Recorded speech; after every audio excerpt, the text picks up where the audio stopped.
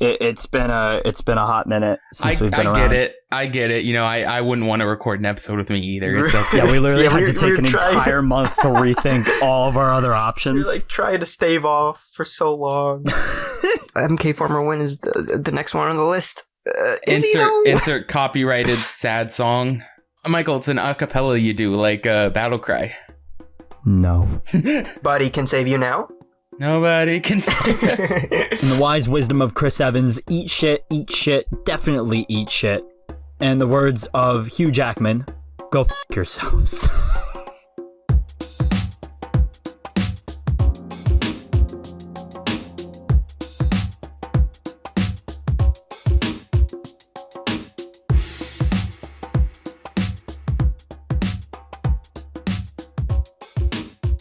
Let's go! I'm Project422 Films. And we are live. I am Stealthabotte. And today we are joined by none other than MKFormerW1N. Would you like to shamelessly self-plug yourself? Hi, I'm MK. I make videos on the YouTube. Go check them out. I make movies with toys. That's my bio on everything. I'm going to stick with it. Perfect. That was the most comprehensive introduction to any guest ever. Mom, be proud of me. I make movies with toys and somehow get paid for it. Wait, you get paid for this? Occasionally, like once every 2 months, YouTube sends me a check and it's like, here you go. It must be nice. It must be nice to have a couple of dollar signs. You know, there was a time you hadn't surpassed me in subscribers by like a couple thousand. Listen. It wasn't intentional, all right? One day I had 700, the next day I'm at 3.5K. I might not be at 3.5K You're not at 3.5K yet, my friend. I might be being a little too generous. I'm at like, what, 3.2K? I haven't checked. 3.44. Yeah. So tell me, Daniel, what's on the outline today? Well, Michael, I kind of wanted to like ditch the outline completely, but I'm pretty sure you wrote the lengthiest outline that could possibly exist for one of these episodes. Because, I mean, we've been a little bit rusty. We haven't done this in a little while. We took a mental health break in addition to getting our shit together. So we're no longer going to be releasing bi-weekly, but I think we might be releasing monthly, potentially. We'll see how it goes. Without further ado, we're going to finally get into the shit of it. For the previous episode, I did a little bit of an opening thought to kind of summarize what the episode's going to entail. So if you want to drop out from listening now, you'll get at least an idea as to what we've talked about. We've mentioned that filmmaking requires knowing and operating within limits of some sort. In stop motion, they typically amount to the resources that we have. We discussed how there are numerous factors that go into how to actually film with those resources and apply them using various tricks and tips of the trade. In this installment, we're going to be exploring how those conversations from those episodes essentially cross paths here, since crossing different genre, franchise, figure, and even technological lines all tie into how to make the most of your resources and filmmaking techniques in your tool belt to make the best content you can make. So today or tonight, depending on whenever the hell you're listening to this is how to approach crossing the lines. Roll credits. The first point, we've mentioned how there is planning involved for every project, including the hunting and gathering for materials and constructing what story to share on screen, how to tell it. Some people wait until they have all of the things that they need. Others get things as they go, and some have everything detailed or written, while others just work with their imagination and run with it. Generally speaking, how much do you have in place before you proceed with a project, or does it vary from project to project? Whoever would like to go first. Obviously, the director of Crashed has to go first. Okay. Well, yeah, so, like you said, the end of the question, it depends for me project to project, because, you know, some projects I just immediately rush into without any sort of thought, and then some I have careful planning, and it usually depends on whether or not I'm writing, like, an episode to a series, or if I'm just doing, like, a one-off thing. Because sometimes, like, with some of my videos, if they're just one-offs, it's just like I have this idea vaguely in my head about, hey, I want to do this. So then I just kind of go into it. I just wing it on the spot. But then with some of my other content, you know, my more episodic series-based stuff, in order to keep continuity and know what I'm doing, I do, and actually, like, you know, fully let me write through a whole script. A lot of times I I may not fully storyboard, but I pre-plan shots, pre-plan ideas, get things set up more in pre-production than if it's just like some one-off. Oh, hey, let me just do this for fun. Right on. Right on. All right, Daniel, your move. Well, this is my process, but I usually try to figure out what it is I'm trying to pull off, and if I'm going to be able to pull it off. I try not to incorporate elements I don't yet have before I can get a hold of it, and this makes me sound like a hypocrite because that's exactly what I'm doing right now while Under the Dark Episode 2 is in pre-production. Like, I'm trying to write stories and include characters that I don't even have figures for or materials or sets for, but you need to because it helps with everybody's best interest. It's for the episode's best interest. And, you know, when you have projects like that are ongoing, it's a bit of a juggle when you're trying to keep the momentum of keeping things fresh. Whereas like ideas that you just come up with on the spot usually happen because of the things that you have. So it's all a matter of improvising and making the most of what you have at that time, and making sure it fits that vision in the best way possible without compromising because a lack thereof of a material might screw everything up. So a bunch of these other facets that come with being a very creative creator. My answer is very similar to yours. To keep it short and sweet, I would say that I kind of vary depending on the project, but generally speaking, I like to have a good amount of detail, almost as much as I can, of what I need before I work. And I also like to plan as much of it out as I can. So if I want to do a project, I might have a basic idea as to what it will be, but I don't try to flesh it out until I have all the resources necessary for it to be feasible for me to make it. So I have like a big Google Doc of every project that I would want to make. And whenever I think of a new idea, I think about whether or not I have the resources necessary to bring that idea to life. And depending on whether or not I do, that dictates how much detail goes into the outline, the script, if I do storyboarding, which it depends on how simple or complex the project is.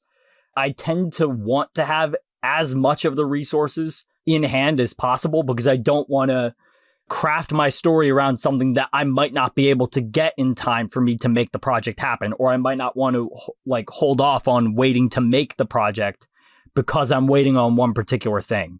For example, I'm working on the Nomad Super Duper cut right now, but I'm out of a Falcon because Deanna wanted to customize a Falcon figure and she didn't wait for me to get my replacement figure in before customizing it. So now I can't use Falcon. I have to work on other aspects of the story and the filming without Falcon and prioritize my time.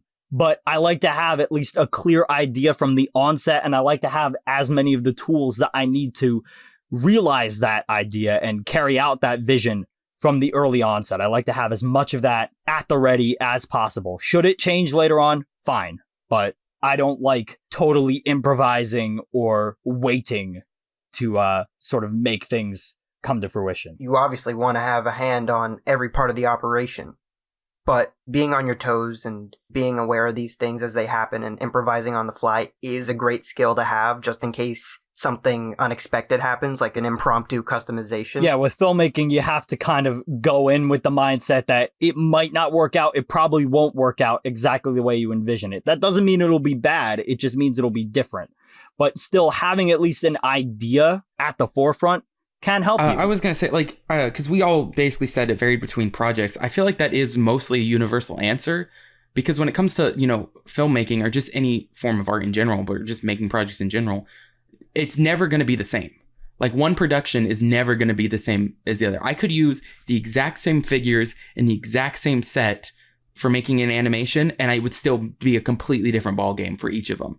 Like, no film I make, the process is the same because there are just different factors that affect different things, but the time, place, what you use, how you use it, what you're doing with it, all kinds of things. So I think it varying is a more universal response to it. Right. Because it's all up to chance when you're working with a figure you've used before that worked perfectly fine when you were working with in the past, and then it breaks. I've been experiencing this a lot with the Nomad Super Duper cut. There are some things that I'm keeping from the original shoot, but having to reshoot other sequences, it definitely feels like a bit of a different sort of mixed experience. Like it feels like there are some things that I kind of just did impromptu, and then there are other things where I kind of have to go back and recapture the magic from the past. It's like when TV shows or films have to do flashbacks, but they're shooting it with actors and sets and stuff that are existing in the present. The actors are going to look different. They might sound different. The sets might look different. The cameras might be different. There are a whole host of things that won't exactly line up, but you just kind of have to embrace the jank of it a little bit and just hope that people are invested in the story that you're trying to tell, regardless of that. Michael, you brought up how like the, remaking videos and how, things will change. And it's kind of like, that common phrase, practice makes perfect. Everything you make is a practice for you and you're improving. So even if you made the same video back to back, chances are there would be improvements. There would be differences. Even if you tried to make it exactly the same and you did back to back, again, it's still going to turn out somewhat different. Well said. With that said, that was only, a single question? And we were able to spawn an entire podcast out of one question. What's funny is I was thinking at first, when I first answered the question, I'm like, oh God, I feel like we're going to end up like, I was like, are we rushing through this? Am I going too fast? And then we went on this whole like side tangent about. Yeah, that's why we came back from our little hiatus, our little break with one of the most difficult outlines. So you're welcome. Tackling specifics from the... I'm joking. Speaking of the outline, tackling specifics from the opening, as Daniel thought I sounded like. What an ass. We all have worked with several different genre types. So typically in stop motion, you have your action, your drama, and your comedy, but there are others too. Is there any particular genre that you gravitate towards as a favorite to make? One that you feel plays to your strengths or hits your weaknesses? And are they all the same genre, or is there a different genre for each of these categories? See, I think for me, for the most part, when it comes to just like genre, I tend to favor more. I do like action more just because I like certain stuff. I very much, a lot of my inspirations are very stylistic things like, Red versus Blue's action scenes, or like Devil May Cry, the video game, has very over the top action scenes. I enjoy making action. It's just fun to me. It's, I usually, when I'm planning a video, I go, okay, what type of fight choreography can I throw in this? What kind of, what different, usually when a video comes to my mind, it's like, oh, I think of this character doing this cool thing. All right, let me do a video around that. But I know as I also drift, I tend to do a lot of unintentional like comedy. Like I don't mean like I make something serious and it ends up comedic. I mean like I don't go, I want to make a comedic video, but then when I'm coming up with videos, I end up making comedic videos, and I feel like I work really well with like more slapstick style, like visual comedy, on camera gags and stuff like that. So I feel like action and comedy are the two, and I think they go really well together.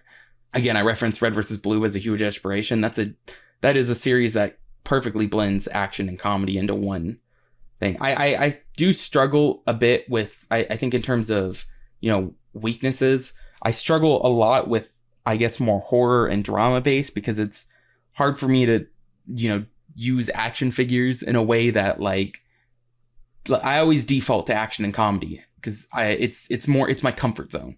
I want to definitely try and branch out a bit with horror and more drama type stuff with action figures.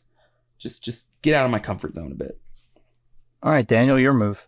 I mean, I'm partial to dramas and very serious character studies, as opposed to where I originated from, which is a little bit more MCU style comedy action based. And I think the best part about it is working on either genre is both a weakness and a strength, because, again, it all depends on what you're working on, whether or not it's comedy that's trying to be funny or comedy that just so happens to be funny because of the situation. Obviously, the favorite now, since I'm working on Under the Dark, is something along the lines of Christopher Nolan's Dark Knight trilogy. That trilogy was both funny in some aspects when it wanted to be, and it was dark and gritty when it called for it. So the most important part is like making sure you're true to what you're trying to execute as a director. And I felt that, sure, I worked on stuff like Ant-Man the Black Ant or Captain America the Super Soldier, very MCU, but I just felt like my strengths were more in the serious side of things, and very, very stern, very character driven, very dramatic, and had stakes that weren't undercut by a joke or a cheap gag or laugh. So when working with humor on the opposite end, comedy in Under the Dark, it's going to be harder to tackle as opposed to like, oh, I'm trying to make them laugh because this is in the style and the aesthetic of the MCU. So it has to be grounded in reality. It's got to be serious. It has to be like a natural progression of how humor is in the real world. It has to also have your identity and imprint on it so that it doesn't feel too distinct from your other projects. That's how you know that creator has been making something exclusive to them. My favorite kind of depends. So I enjoy action, drama, and comedy equally. They all have different strengths and weaknesses to me, and I love indulging in all different kinds of content. But there are aspects that I feel that come naturally with each, and there are also challenges that come with each, at least in terms of me trying to make them happen. Action is a lot of fun to envision, coming up with ideas and like imagining what could be, but it's really the hardest to execute. Like trying to come up with certain choreography, it could defy physics for all you know. It could defy the laws of gravity, and you don't realize it while you're sketching out the storyboards or imagining it in your mind. But when you try to physically film it, you realize, what the f*** was I thinking? Drama hits my feelings more than anything else, but it's difficult to translate that with action figures, as MK said. It's really difficult to evoke human emotions from these motionless sculpts, I guess. And sometimes they have like existing facial expressions on them, like angry or like happy, melancholy. You probably wouldn't be able to use that smirking face in serious scenes because it's evoking that one emotion and it takes you out of it. Unless that's the plan, right? Unless you want to evoke humor in the midst of a serious... Unless if you're specifically trying to evoke that, cognitive dissonance. But then you have neutral faces, or faces that are hard to come by. Like there are different comic versions of characters versus live action versions of characters, and there's going to be a little bit more of a connection between a face that looks more photorealistic versus a face that's clearly cartoon based. So that's also difficult with drama in particular. And then you have comedy, which is probably the easiest on all of these fronts. But trying to be funny doesn't mean you'll land the punchline. You probably won't, if anything. So if I had to pick, drama is probably the one that I enjoy viewing the most because it's the one that's least done. A lot of animators tend to focus on action-based scenes. They tend to focus on how to get the adrenaline pumping with their choreography, with their stunt work. But drama is something that's a little bit harder to come by, given how difficult it is to pull off. Especially when you try to relate drama to your life experience. I've talked about Nomad and how, I'm trying to pull real life, aspects of my emotions into that story. I'm trying to relate things in my past to that sort of conflict. So I really enjoy plucking those experiences and sprinkling them into this fictional narrative. But comedy plays to my strengths as a slapstick theater actor. I'm always playing comedic relief when I'm in theater, most of the time, even though I also love to dabble in the dramatic side of things. And action is probably my favorite in terms of just imagining the possibilities, but it's definitely a weakness in terms of, I imagine possibilities that are rendered impossible in practice. So yeah, that's my answer on that one. I think, as a YouTube content creator, it is good to kind of be like a jack of all trades with genres, because even if there's something you're good at, even if you're really good at something, like even if you're, you are the best there is at action, you eventually, you can only do it so much before it does get stale to your audience. So I think you do need to swap up your genres. You want to try, like, even me, I'm not the biggest drama person, but I occasionally try to experiment with things like Rorschach or horror with like the Brett's Death. Like there are content that I make that I'm like, this is not what I'm used to. This is not what, but I want to try it just to change up the flow a bit, give something else there so that, it doesn't, what I'm good at doesn't get stale. Exactly. You don't want to get pigeonholed or typecast into doing the same thing over and over again, which as a theater actor, that's something that I've encountered a lot. Like, it's like, oh, you played this comedic relief character. Here's a different role, but it's almost exactly the same thing. When I'm making content, like when I'm creating, I might make a dance video. I might make a music video. I might make stuff that's a little bit more outside the box compared to your typical, your throwdown, your beat 'em up action type film. But that doesn't mean I don't want to occasionally make one of those. Like Batsy v. Danvers was very much kind of MCU style where it's really indulging in the comedy. But Nomad was getting down into the nitty and gritty and dirty of things. I really wanted it to be sort of intense, at least with its fight scene. And I also wanted it to be very, emotionally resonant. I wanted people to really at least sort of understand where these characters are coming from an emotional background. I want them to understand that, well, a lot of people are like, oh, Steve was fine after Civil War. He wrote that letter and everything.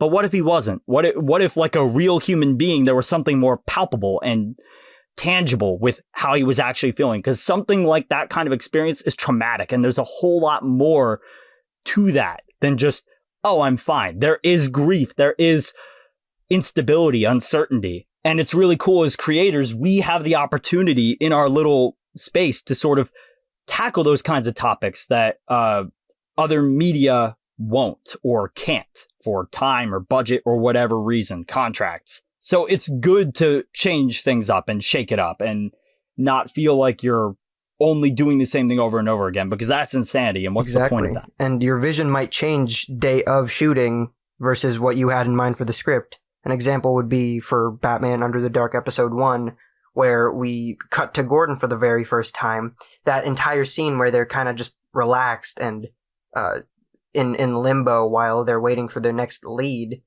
is very much... I had it in mind that it was going to be a very dramatic, very quiet, slow burn scene.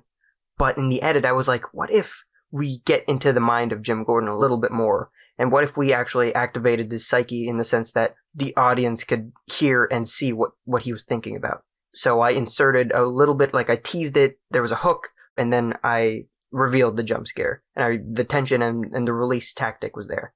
So, something that you might intentionally want to be dramatic in, hell, I want to say even the filming aspect, because I filmed that to be a very peaceful scene. In the edit, things can change. Whether it's a horror element or comedic or slow paced, it's all got to work in service of a larger narrative, and that's I figured that was what worked best for that particular scene. Yeah, and while it's a conversation for another day, of course, because we will hopefully tackle editing as a part of this production process, you might be intending for one genre going into a project, but in the edit or during filming, you might realize that there's potential for it to maybe be comedic or dramatic or more adrenaline pumping and action intensive. Just because you have an idea for something on the onset doesn't mean that idea won't change and flow throughout that process. You might be intending for something to be very, very gritty and down to earth and dramatic. And you might end up with something that might have more panache if you play up the comedy. So you never know. These ideas are subject to change. But it's cool either way that you can kind of cross all these different lines in terms of the mood and the vibe and atmosphere. I think even on paper, like you can plan something, in like, oh, I want to make this action video more serious. And then when you get to scripting it, you're like, all right, well, no, like, all right, it flows better as a comedy. Like with my Bumblebee and Bruticus video, the original idea wasn't meant to be all that comedic. It wasn't, it was just meant to be more of an action-based thing. And then I got to scripting it and I was like, oh no, this fits, just the idea of this fits better as a comedy anyway. So I feel like there's any stage of production, it can switch. When I was in high school and I took film classes, a teacher I really respected, he would always say, like, even in the editing phase, like, don't try to force a film to be something it's not. Like, if a film is going somewhere that maybe that's not where you originally intended, go with it. Don't try and force it to go on the original track that you wanted it to be, because it's going to hurt it. It's not going to reach its full potential. It's good to keep an open mind. And in the edit process, which again we will tackle in a future episode, you might want to try different things out and tinker and experiment. Who knows? Maybe you might come to a point where it's like, all right, you might have multiple versions of the same project. Kind of like you might end up like with a Zack Snyder cut of Justice League or a Justice League, depending on how you balance those elements in an edit. But stay tuned for that conversation, because that's and that's for a later date, I think. The final thing I want to touch on for this point is that your imagination betrays you most of the time, because what you see in your head is not going to be the same as what you see in the edit, because it's like, it's different. You know, it's not what you see in your head can only be tangible with the materials that you have. But then you come to a point where you have to use your resources and on hand. And again, the improvising comes to play. It's one thing to have like the pacing of something happen perfectly in your head, and in an edit, it's like, this is really boring. So, you know, keep that in mind. Or it could be too fast. Exactly. You might not realize that your shots aren't long enough, or you might realize that they're too long. So another good thing to keep in mind.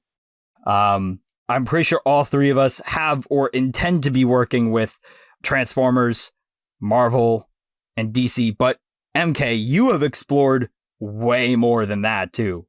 So take my question from before with this subject. Is there any particular franchise that you gravitate towards as a favorite to make? One that you feel plays to your strengths or hits your weaknesses? And are they all the same franchise, or is there a different franchise for each of those aspects, the strengths, weaknesses, and favorite? So obviously, you know, I'm a primarily Transformers animator. Even in my name, my YouTube channel name is, you know, MKFormerW1N. And so obviously for me, Transformers are what I gravitate to. And it's more than just, you know, I like the franchise, although I absolutely love Transformers. It's just, when it comes to the stop motion medium, Transformers to me, I find the easiest to make compelling in all sort of ways, because when you're trying to use like a Marvel Legends, you're trying to convince people that this action figure is supposed to be a real person. But when you're using a Transformer, you're already using something that isn't real. So it allows them, there's less, I guess, mental gymnastics of going, okay, well, you know, this is a toy trying to be something in the real world, where with Transformers, it's not trying to be something real. It's trying to be something, you know, that's fake. So I feel like it's easier to get audiences with Transformers. And for my kind of over the top style with things, even comedy, action, all that, I feel like that also helps with the fact Transformers, you know, robot based. I'm not trying to have a real person do things that they shouldn't be able to do. So I definitely gravitate more towards Transformers on all aspects. It definitely, it very well goes with my style. It complements my style, complements my writing. And it's fun for me to animate. It gives me a lot. I can do a lot with them that I can't do with, you know, regular type, like when it comes to regular figures. However, I do like to branch out a lot. And I will say I'm also quite a fan of, you know, the Halo Mega Constructs figures, because again, most of them are wearing, you know, in these suits of armor with aliens. So there's still that, you know, like, all right, okay, this isn't trying to be real. And in the lore of the series, you know, these are like super soldiers that can do over the top things. Again, it fits with my style and complements my style of a lot of over the top stuff. However, I've noticed whenever I try and do more dramatic stuff, I do tend to gravitate more towards like real figures, like Rorschach from the DC Collectibles line, or like just Marvel Legends in general, because I feel like if I am trying to bring you into something that's more, you know, dramatic, more horror based, I need to use something that is more realistic, more like, you know, human face, something that you can relate to a bit more. That is a fascinating way to look at it. I love that. Yeah, I agree. I didn't know if you were going to go into your point like immediately after that, or if you were just okay. I guess we're going into I can't really speak for this because, yeah, my priority right now is Under the Dark. And even then, you know, you got a clown Prince of Crime wearing makeup criminal type deal. And you have a very, it's very in the real world, but you also got a guy dressed up as a bat and a guy with an eye patch on, another guy with a clown mask. So it's really hard to take those things seriously when it comes down to making people resonate with said property. But I think it falls on the director's hands to be responsible for making sure that people are supposed to connect with something in the appropriate way they're supposed to connect with it. But it's a tricky thing. And I guess it's a balance. I don't really gravitate towards any specific property just because, you can take a guy wearing a Spider-Man suit just as seriously as a guy with a pair of glasses like anyone else would. Because it all depends on what's on paper, what you're writing in the script, how you direct it, and how you edit that thing. Is it slapstick? Is it dark? Is it scary?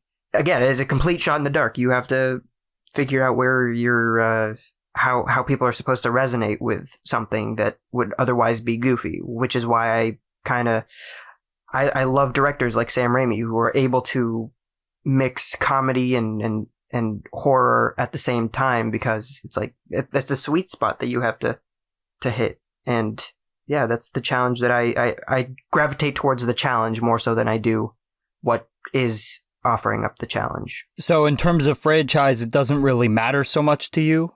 Like, so you don't feel that your strengths as a writer don't cater to the tone and mood of, say, DC characters more than, say, Marvel characters? Because granted, they're very different properties, but I think if you wanted to do a dark character study for a Marvel character, it would resonate as well. Like, we go back to the MCU style of things, but you could also take it the Logan route, or something like Batman Forever could also be translated as a Joker type stop motion. But it all depends on how you form your artistic style and vision to what you want to execute. Like, if you want to execute something seriously and you want people to take it seriously, you just make things work.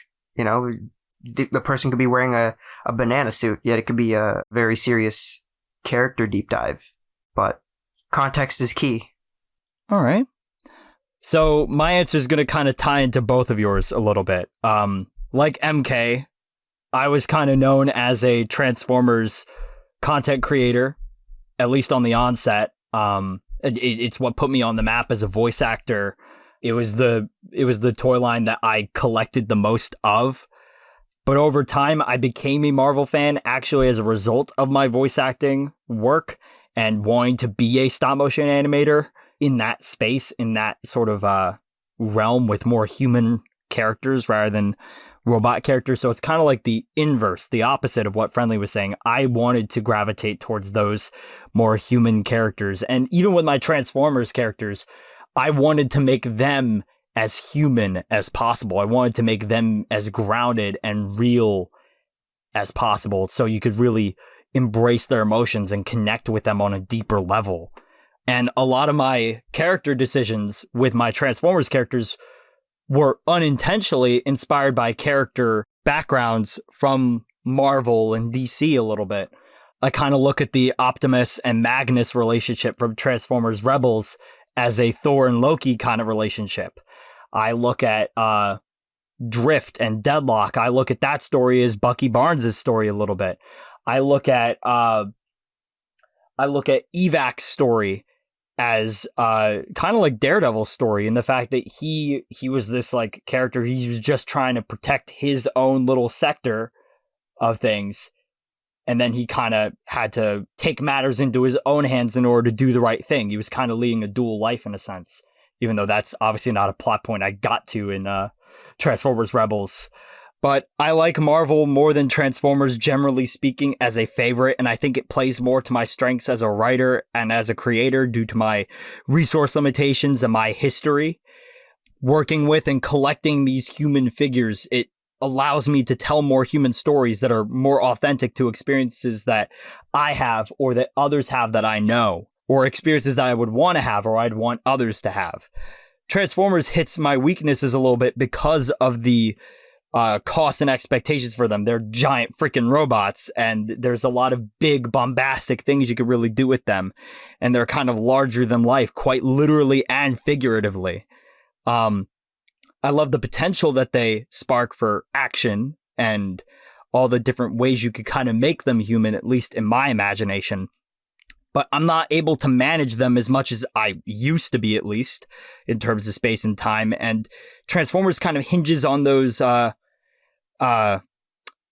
possibilities for emotional interactions without the physical fights, the flash and flare. They kind of rely on those bigger those bigger, larger than life type set pieces. They don't really focus as much on the emotions. It's not really about that. They're action figures that are sold to kids because they could do really cool things.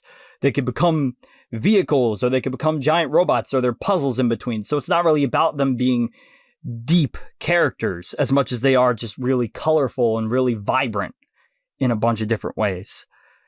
DC's kind of on the same page as Marvel, so kind of like what you were saying, Daniel, with how it doesn't matter if it's a Marvel or a DC property so much as it is what mood you're kind of going for, what genre you're trying to tackle and approach with whatever character you have, because you could bend and contort these characters in a bunch of different ways.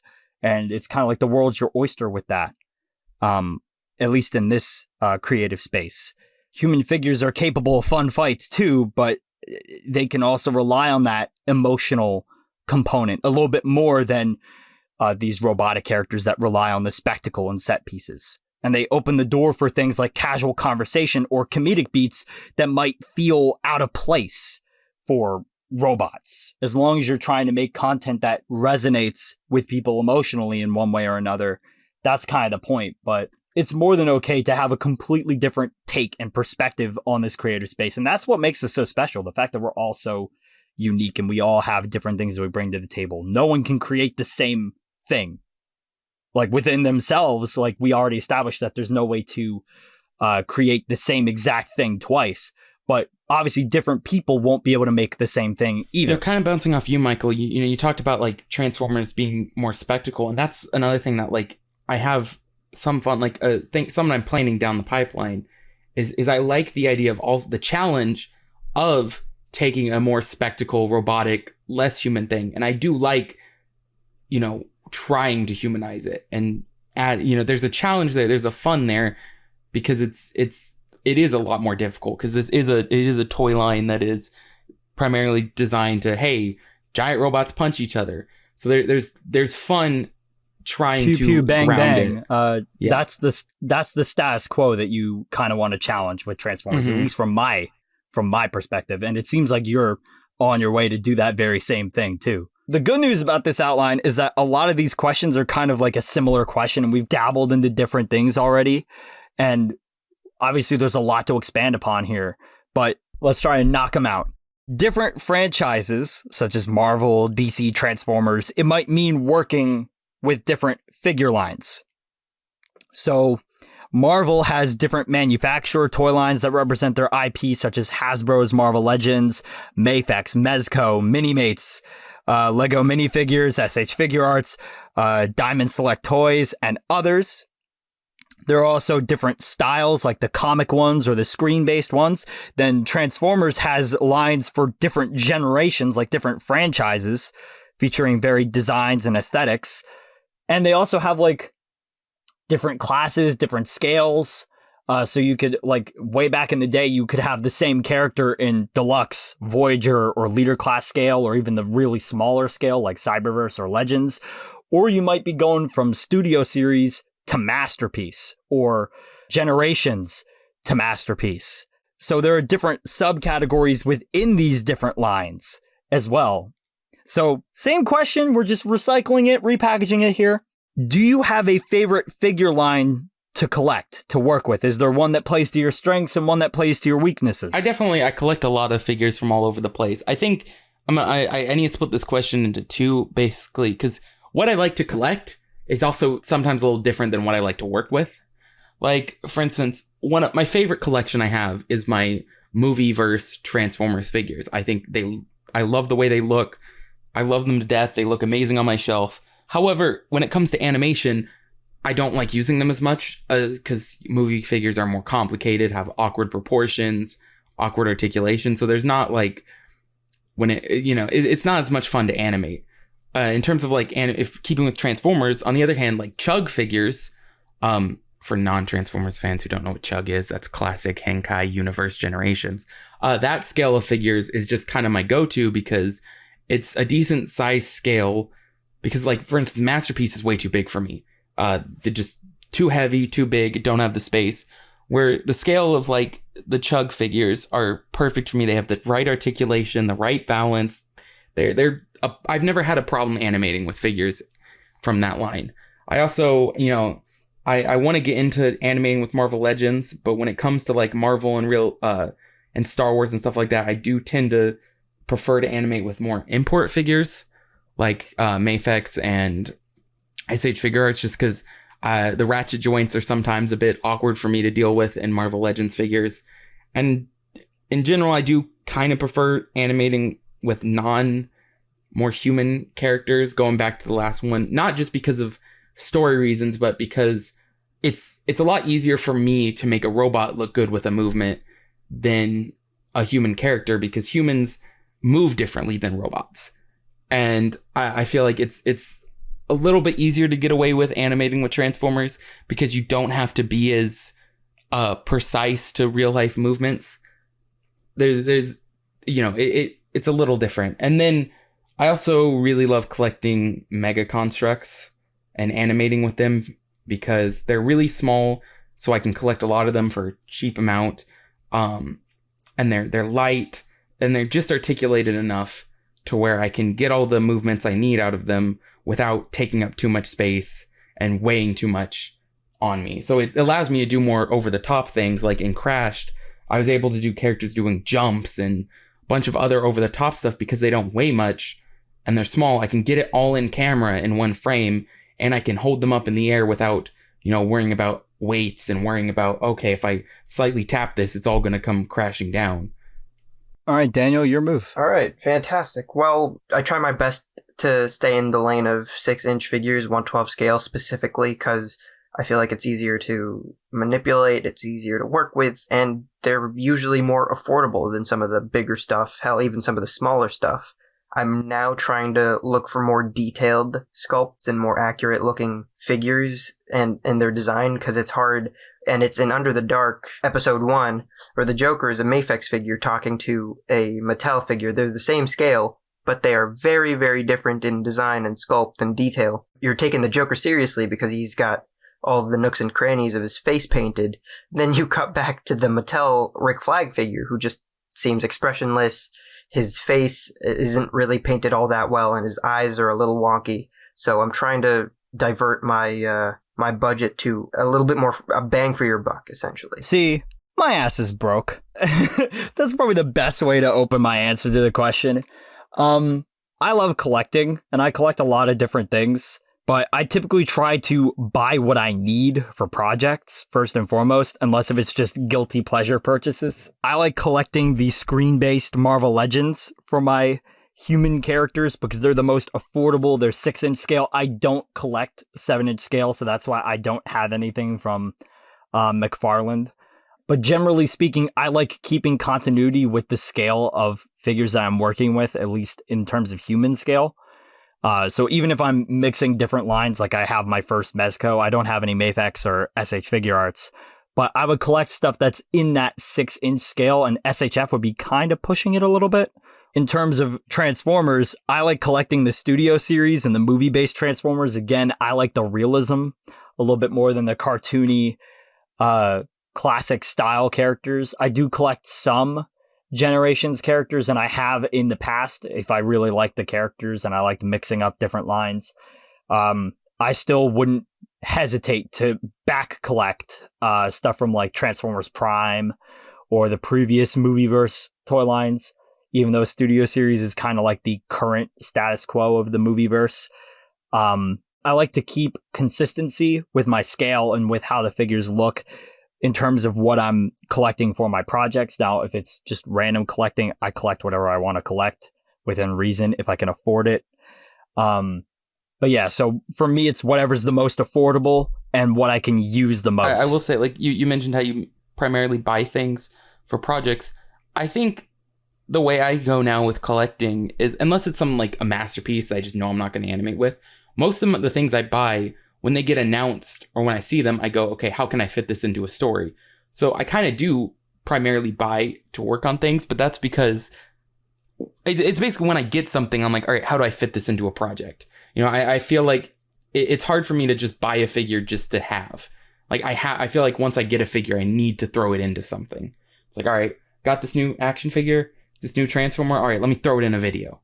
let me You have find to constantly justify your purchases. Like, I got this for a reason, damn it. Unless it's something, like a masterpiece or something. Like my Star Wars collection, I don't plan on really doing Star Wars animations anytime soon. But I bought figures because I wanted them. But like with Transformers or things I do primarily animate with, when I buy them or when they're announced, I'm like, all right, I want to fit these into things. And that's a good point too. There is a balance between getting what you want to get for the sake of getting it versus how you can make it as useful as possible and being resourceful with it. Like sometimes you might want to get the latest and greatest version of a figure or of a character. And then there are other times where you kind of work with what you got. So as a follow-up to this question, and I kind of already answered this, so I don't really have to say too much. And I think Daniel said too. Do you like to keep continuity with the figures that you're using, or do you just use what's best, even if it means mixing things up? For me, it does vary sometimes, but I also, like, when I plan a project, with some exceptions, like my Dark Energon series, that one is more movie-based. So for the most part, minus a few exceptions, I try and keep movie figures only. But a lot of times when I'm working on projects, I don't try and set it in a pre-established universe. Like if I'm doing a Marvel thing, I may like MCU stuff, but I'm not like, this isn't the MCU. So I kind of do what figures I want to use, what I think would look best for the story, regardless of line, regardless of scale, regardless of like, which company, Mayfex, Marvel Legends. It's just for me, what looks best. Like with, Marvel series that may or may not come out, Reversion. I'm using figures for that from all kinds of, from comic figures to MCU figures for Marvel Legends, all the way to using, like Mayfex figure or SH Figure Arts figures, not Mayfex. But, again, it just depends on the project. It varies. But for the most part, it's just whatever figure I think looks best and fits the tone. Daniel, how about you? We've talked about this in I think the last episode even, but you mix and match, try to work with illusion and forced perspective because they haven't released a 1/12 scale version of Harleen Quinzel from a line that I think would work really well for Under the Dark, and therefore I had to look deeper and find and end up with the DC Collectibles, which is the 7-inch Harleen Quinzel figure from the Arkham games. You have to mess with that and make it seem like she's obviously in the same scale as the Joker, and at the end of the day, you're just telling a story, and that's all that should matter, and everything that you do should cater to the story. So, it doesn't really matter what you have. It could be a 7-inch Harleen Quinzel figure, or it could be a 1/18 scale Diet Pepsi van. I think, as a director, if you can, figure out how to get it to work in certain scales. Like when you watch Under the Dark, you can't tell that Harleen Quinzel is a completely different scale than the other figures. She fits in. And like, I noticed like, one video of mine, my Rorschach video, one of the biggest difficulties I had was Rorschach's a 7-inch scale figure. Mm-hmm. And then the only other human characters I had were Marvel Legends. So I had to like kind of make it work. So like even some shots where it was above his waist or like where it was waist up, I would I would maybe like stand the Marvel Legends on like on something so they'd be higher level, or I'd like force perspective. Yeah. Or I'd like force Rorschach to be a bit smaller. It's just, you got to do it. And I think good enough directors can pull it off.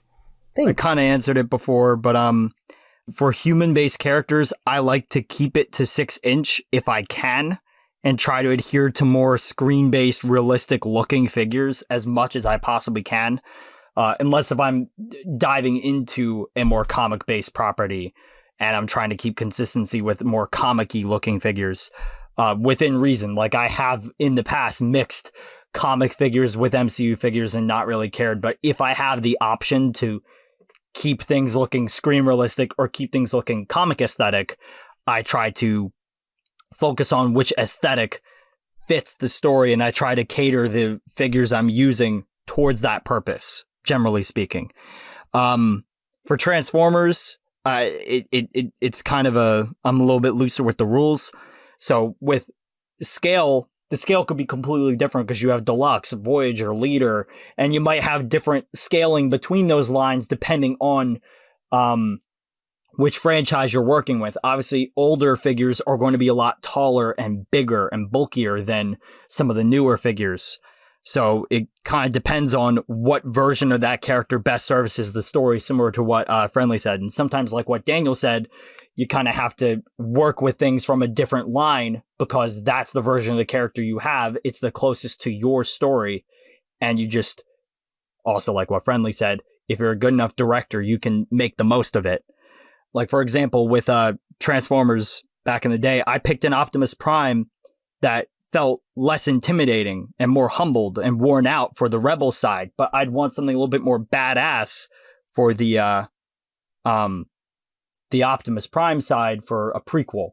If I wanted to be a little bit, younger, more brutal and badass compared to something that's a little bit more jaded and aged. Yeah, all kind of, it varies and it depends. Same with like the Daredevils too. Like, I mean, I might use the Marvel Netflix Daredevil for a certain darker version of the character, but if I'm doing something maybe more goofy, then I might use the comic version instead because it's a little bit brighter, more vibrant.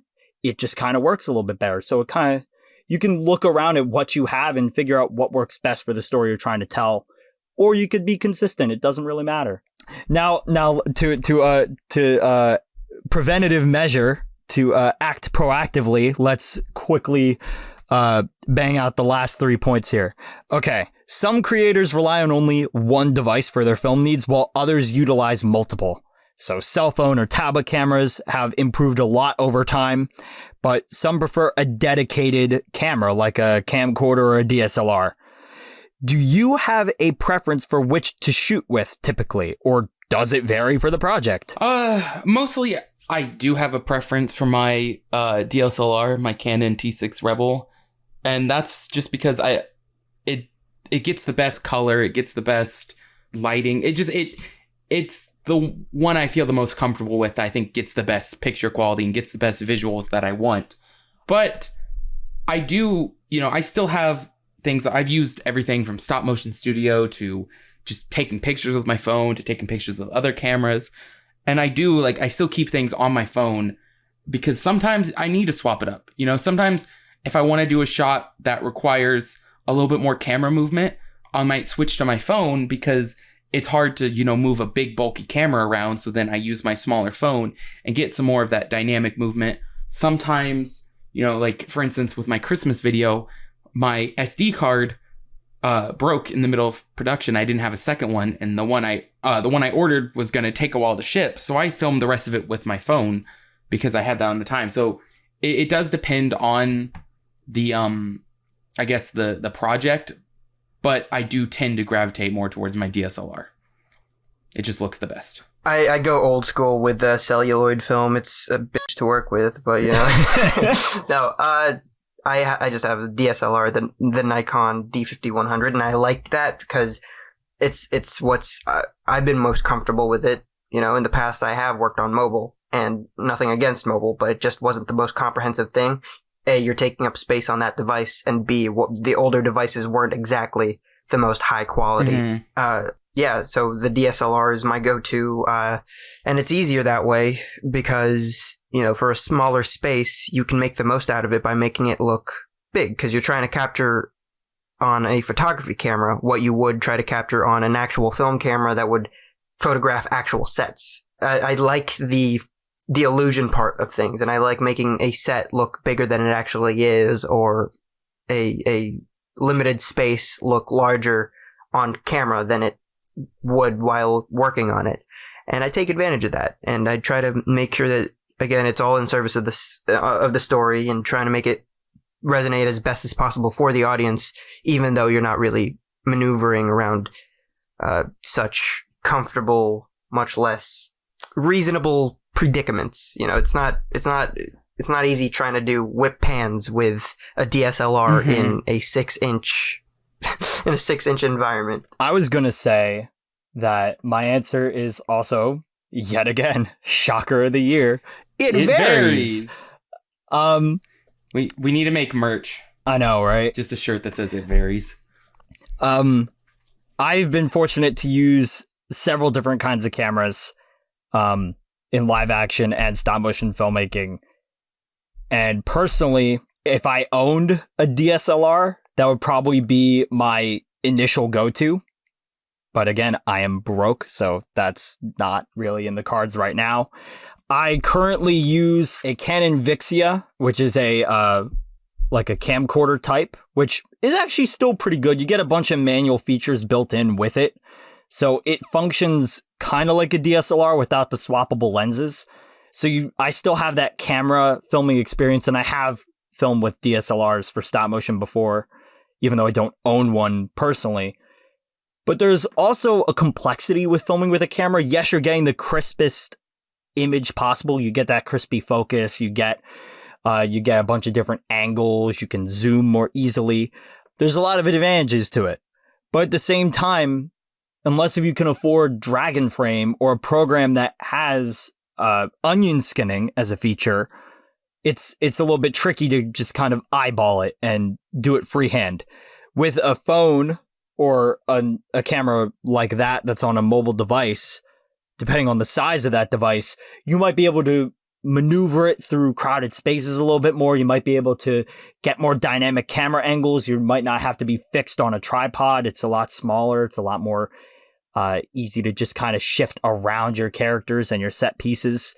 And the onion skinning is incredibly tempting. Sometimes you might be lazy enough to just use the built-in green screen, like the live green screen feature, rather than doing that in post-production. There's a bunch of different things you can utilize with a phone that you might not be able to with a DSLR or a camera, and the same could be said for the opposite. So it's the right tool for the job for me.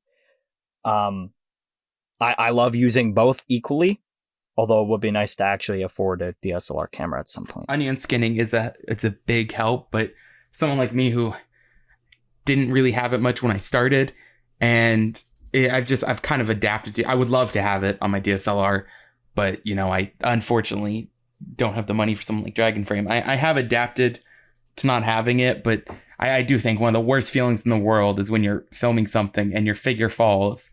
You don't have onion skinning, so you just gotta eyeball it and hope for the best. That's my favorite part. Especially if you have camera movement in addition to figure movement. It's the worst thing. It's actually easier to hide figure flaws when you've dropped them with camera movement, because so much can change in the span of that pan.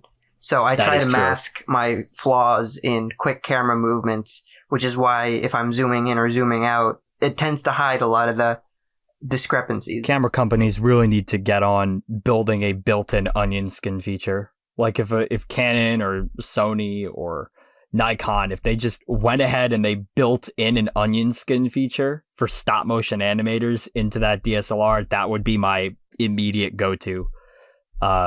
Because that would change the game for creators like us. It's also good to mention, by the way, that different cameras can evoke different feelings. So if you're trying to film on a phone and you're trying to capture more of that surrounding, because, it captures a lot of what you can on camera, because a phone camera tries to emulate the feeling of having a real camera while having perks of its own. So when you try to shoot with that, you get more image and picture versus when you're trying to shoot, like I joked about it earlier, but shooting on film, or whether you're shooting on black and white, it evokes very different emotions. So yeah, director's vision and creative liberty. Yeah. As a follow-up, do you like to use whatever camera works best for a shot, or do you always stay with the same camera? I think we kind of answered this.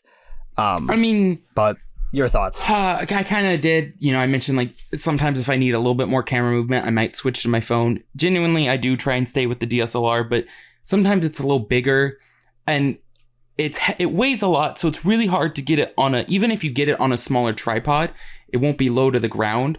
So smaller things to animate with can get a little difficult with a big, clunky camera like that. And, if I want to have like some, like, the DSLR isn't as much fun when you're trying to do some like one take or long take scene and you want your camera to move around through things. Then that's where it becomes a problem of, oh boy, how do I lug this giant thing through my set here? So then I might swap to my phone. Or a smaller device. Mid-project. Yeah. Because I know some creators like to use the same device throughout the entire project, and then they might do a different device for a different project. And they keep the consistency with that one camera they use, while other people, kind of like me, I might use different cameras in the same project. And hell, during Nomad, the original shoot, and even during the reshoots I'm going to be doing soon, I might be using the camcorder and the phone at the same time. I might be shooting from different camera angles back to back, and I might have the phone on like a custom Lego rig on wheels that can push in while I have the camcorder on a static tripod at a much more unique angle. Like with Nomad, I had an aerial angle and I had a floor angle that would push in to get kind of closer in on the action. So you could get the fight choreography from two different perspectives and it would cut from one into the other. And I thought that was kind of fun. So it kind of used the right tool for the right job. Once again, for me at least. Daniel, do you have anything to add? I wanted to, I was going to talk about lenses, different lenses that you could use, which also emulate different emotions and moods for your set. Some with more focus or less focus.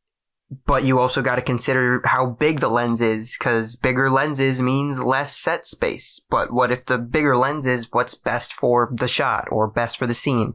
So it's a tricky thing to work around, but I keep going back to this point. You work with what's best for the project, what's best for the vision, and what's best for the narrative. So just work with it. Well said. All right. Good news. We're officially on the last point, and I think this will be a pretty easy one. To tie the figures and cameras together for a question, which figure lines are harder for you to capture on camera? Ones that are bigger or ones that are smaller? All right. See, I feel like I have a hot take with this question. Most people I talk to, they prefer, bigger, like 6-inch and up style animating with. And I can kind of get that. But for me, I'm the opposite. I really enjoy animating with the little Halo figures is a blast to me because I don't have a lot of space and I don't have, the best rigs and all this stuff. So when you're animating with a smaller figure, they weigh less and they take up less space, so I can have more detailed sets. I can have, bigger scaled action scenes, and I can have them do more creative things because they weigh less. So, I'm not worried about my rig falling over, something like that. Where with bigger figures, it's harder for me to have them do things or to get them in scale because I got to shrink down my sets a lot. And I've noticed when it comes to, bigger figures, I have to do a lot more, close-ups and a lot, I can't be as creative with my cinematography because there's just no room. I can't show a cool, shot with all the characters standing up, seeing their full body because they're too big. It doesn't get in the, full camera. Where with little figures, I can do all kinds of creative cinematography that isn't just, all right, let me get closer to them. Let me shoot them from the waist up. Let me do medium shots. You know what I mean? And then the only downside though with little figures is you do gotta, the ones I got were cheap, but you definitely need some macro lenses or something like that because just a regular lens won't pick them up that well because you do got to get close with the camera. For me, that's not a problem for what I do because I don't have a lot of space, so my camera's close to my figures regardless. But I can understand why not all animators are like that. I do, however, I prefer the smaller scale figures. My issue is not so much the figure that I'm working with or figures. It's mostly in the camera itself and how I position it.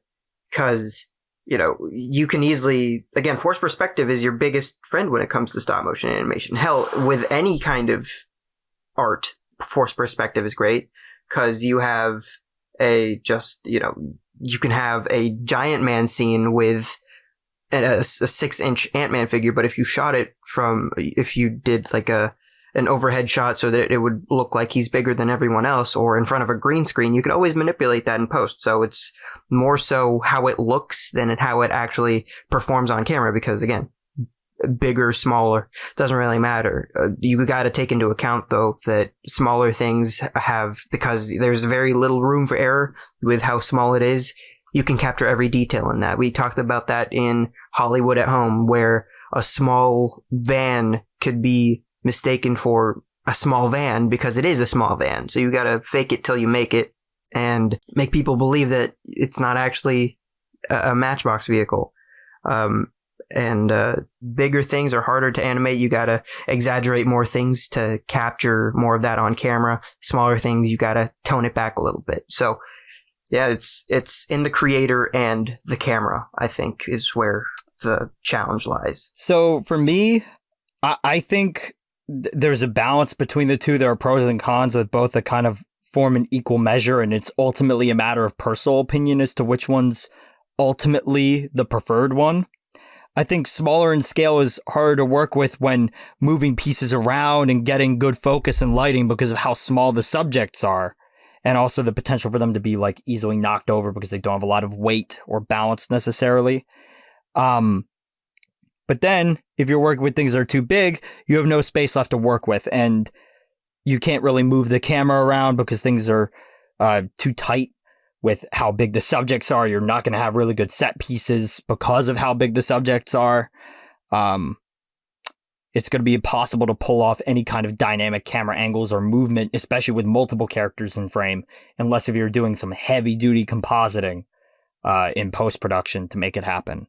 So for me personally, I like working with stuff that's kind of in the middle, but if I had to pick a preference, I'd rather work with something that's a little bit on the smaller side, because I'd rather have bigger set pieces and I'd rather have more space to make things work than have no room whatsoever to operate in terms of where the camera can go and where the sets can be made and how big they can be in correlation to the characters. Because scale is important between the characters or the subjects as well as whatever they're interacting with in their environment, such as props or sets or things like vehicles. That's why 1/12 scale vehicles are so special. We were just talking about the little van. It would have been impossible without compositing to make that shot work because of the scale between the different figures. And working with that little miniature van was a little bit of a pain in the ass because of the wheels being harder to kind of move because of how small they were, at least for me and my fingers. But also working with something that's enormously ginormous, like the Slambulance, which is a 1/12 scale vehicle. That thing is huge. So working with something like Transformers vehicles, they're like a pretty comfortable scale to work with. They're just the right size. But I'd rather work with something that's a little bit smaller in terms of camera movement and set design, and work with something bigger in terms of camera lenses and focusing on them and getting better movement, making it a little bit easier to maneuver the characters and subjects around. Yeah. So I think that might just about be a wrap on this episode. Man, we had a lot of good stuff to talk about this time. Thank you so much for being here. We just crossed the 2-hour threshold. I was glad to be here. Thank you for having me. Thank you, MK. Well, actually, he was hounding us about when we would record this. You were the one, in fact, MK, you were the one, in fact, who were like saying, so when are we recording the podcast? When are we recording my episode of the podcast? On that note, I'm going to just leave. I'm going to go off the back door. I think that's but yeah, you're right. That's a wrap on episode 10 for this podcast. Thank you for listening to anyone and everyone who might be tuning in right now or in a decade's time. And real quick before we go, please feel free to check out all of our social media links. If you're watching on YouTube, they've been on screen. If not, we do have a bunch of different places where you can find all of our social media handles.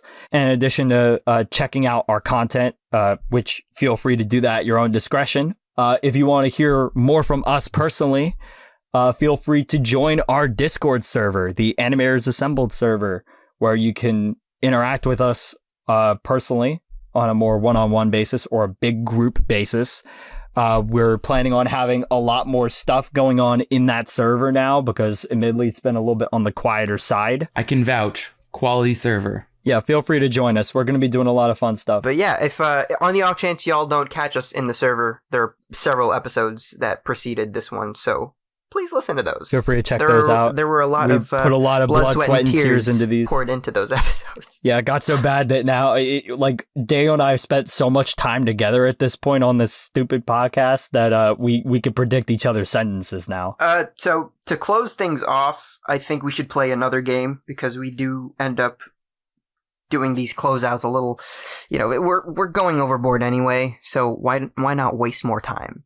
So we're gonna do a game of 2 truths and a lie, Project Edition. Wait, so what are we trying to guess for MK? Or is it Crashed? It's Crashed, but I'm trying to come up with things. So I guess we're just jotting down notes, going down through the production of Crashed. That it's hard because I've already told you and Daniel like majority of the behind the scenes stuff with Crashed. So do I just say like, hey, 2 truths and a lie and just start listing them? Yeah, and we have to figure out which one's the lie. So you say 3 statements and then we have to figure out which one of the 3 is a lie. All right. So yeah, 2 truths and a lie. First one is the video is based off it's a hack. The whole video is just copied off of another Halo video. The second one is originally I was going to kill off the Red Spartan, but I fell in love with him too much in production, so that's why he survives getting shot.